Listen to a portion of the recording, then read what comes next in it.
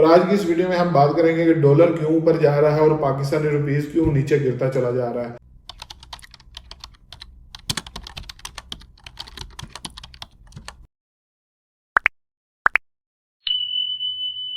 Hello दोस्तों, welcome to पाक तुर्क ब्लॉगर चैनल। तो दोस्तों, आज की इस वीडियो में हम जानेंगे कि पाकिस्तान में डॉलर की प्राइस जो कि रुकने का नाम ही नहीं ले और जो पाकिस्तानी रुपीस है वो नीचे ही गिरता चला जा रहा है। तो इसकी क्या वजूहत है, कौन से फैक्ट्स हैं कि डॉलर रुकने का नाम ही नहीं ले रहा। ना कि सिर्फ पाकिस्तान में बल्कि पूरी दुनिया में यानी डॉलर इंक्रीज होता जा रहा है। अभी यहाँ यूरोप में भी यानी हम यूरो यूज करते हैं और डॉलर ने यूरो को भी पीछे छोड़ दिया। अभी डॉलर जो है वो उनके पीछे पड़ा हुआ है। यानी मेरे ख्याल से तो ये पाउंड और डॉलर भी यानी एक साथ आमने सामने आ खड़े होंगे, who knows।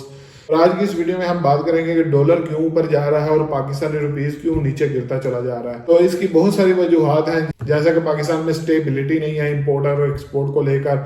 ज्यादातर हमारी चीजें इंपोर्ट होती हैं और एक्सपोर्ट्स हमारी बहुत ही कम है। और दुनिया भर में जितनी भी इंपोर्ट एक्सपोर्ट होती है, जितना भी इंपोर्ट एक्सपोर्ट का काम होता है, मैं खुद इंपोर्ट एक्सपोर्ट का काम करता रहा हूँ, तो जितना कुछ भी डीलिंग वगैरह होती है वो सारी यानी डॉलर में ही होती है, जिस वजह से डॉलर स्ट्रॉन्ग से स्ट्रॉन्ग होता चला जाता है। तो ये सिस्टम यानी पुराना चलता आ रहा है। अगर इस सिस्टम को किसी ने चेंज करने की कोशिश भी की है तो उसे यानी नाकामी का सामना ही करना पड़ा है। अगर हम इंपोर्ट एक्सपोर्ट की बात कर रहे हैं तो China is the king in this market. हर एक कंट्री में चाइना पहुंच चुका है। छोटी से छोटी चीज से बड़ी चीज तक यानी आपको हर चीज चाइना की मिलेगी। और मेरे ख्याल से चाइना ने एक बहुत अच्छा काम किया, जिस वजह से मैं उसे अप्रिशिएट भी करता हूँ। उसने अमीर और गरीब का फर्क खत्म कर दिया। अगर कोई भी चीज एक्सपेंसिव है तो चाइना ने उसकी कॉपी यानी बना डाली है। हर मार्केट में चाइना की प्रोडक्ट्स घुस गई हैं। और यानी यहाँ भी यूरोप में वो भी कंपनीज हैं, उन्होंने हेडक्वार्टर अपने चाइना में भी बनाए हुए हैं। और वो करते क्या है, यानी प्रोडक्ट्स को चाइना से बाय करते हैं और उसको मॉडिफाई करने के बाद यानी अपने प्रोडक्ट्स का लेबल लगा देते हैं, जिस वजह से वो बिलियंस ऑफ डॉलर कमा रहे हैं। ज्यादातर कंपनियां जो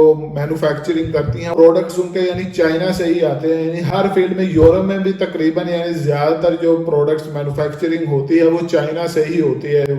यानी कंपनी इधर होती है लेकिन जो मैन्युफैक्चरिंग का काम होता है वो चाइना से होता है। यानी अभी हम बात तो डॉलर पे कर रहे थे लेकिन हम चले इंपोर्ट एक्सपोर्ट पे गए, क्योंकि ये एक बहुत इंपॉर्टेंट फैक्टर है। यानी इंपोर्ट एक्सपोर्ट का जितनी ज्यादा कोई मुल्क एक्सपोर्ट करेगा और जितनी कम इंपोर्ट करेगा तो वो कंट्री जो होगा वो उतना ही ज्यादा ग्रो करेगा। पाकिस्तान मैं कहूंगा कि लकी इस वजह से है क्योंकि चाइना हमारा एक बहुत अच्छा दोस्त है और जब भी पाकिस्तान को जरूरत पड़ती है पैसों की तो वो चाइना हमें उधार दे देता है। और उसके साथ साथ यानी उसका इंटरेस्ट भी इसमें शामिल होता है। यानी ये नहीं कि बगैर इंटरेस्ट के चाइना हेल्प करता है, जिस वजह से वो हर मुश्किल वक्त में पाकिस्तान का साथ देता है। पाकिस्तान में ये एक बहुत अच्छी आदत है कि यानी वो जिसे जब भी जरूरत पड़ती है यानी वो कहीं ना कहीं से पैसे पकड़ कर यानी अपनी किस्तें वापस कर देता है या अपना उधार जो लिया होता है वो वापस कर देता है, या जो इंटरेस्ट रेट होते हैं या किसी से कर्जे माफ करवा लेता है। तो ये एक अच्छी चीज है। ये यानी ये भी एक स्किल है जो कि हर कंट्री में नहीं होती है। अगर होती तो आज श्रीलंका यानी बैंकरप्ट ना हुआ होता। दोस्तों, अभी ये डॉलर की प्राइस को कम करने का क्या तरीका है, यानी इसका तरीका कोई भी नहीं है। यानी आप लोग स्टेट बैंक में ना तो रिजर्व मौजूद होते हैं और आपका सारा काम उधार पे चलता है। यानी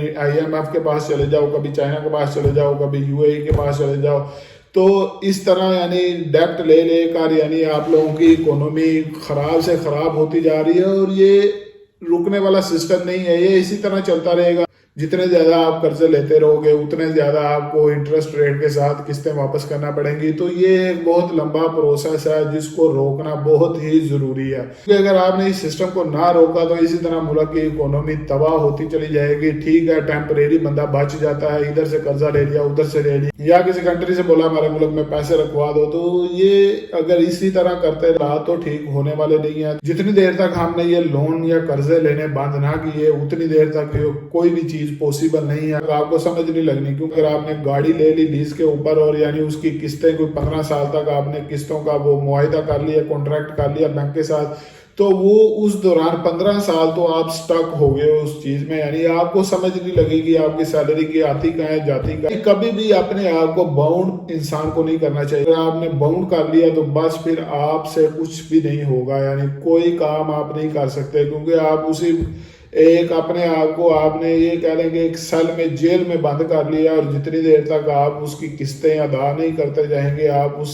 जेल के अंदर ही रहेंगे। और डॉलर इसी तरह यानी बढ़ता रहेगा। आप लोगों के पास पैसे हैं और आप परेशान हैं कि यानी पैसे की कीमत दिन ब दिन घटती चली जा रही है, तो उससे बचने का आसान हल यही है कि आप या तो गोल्ड बाय कर लें या फिर जो आपके पास पैसा है उसे डॉलर में कन्वर्ट कर लें। मैं इसलिए कह रहा हूं क्योंकि हालात जो है वो बेहतरी की तरफ जाते हुए नजर नहीं आ रहे। पाकिस्तान के ऊपर कर्जे, कोई भी यानी डेवलपमेंट का काम नहीं चल रहा, तो अभी आइंदा आने वाले सालों में भी मुझे कोई इतनी प्रोग्रेस नजर नहीं आ रही।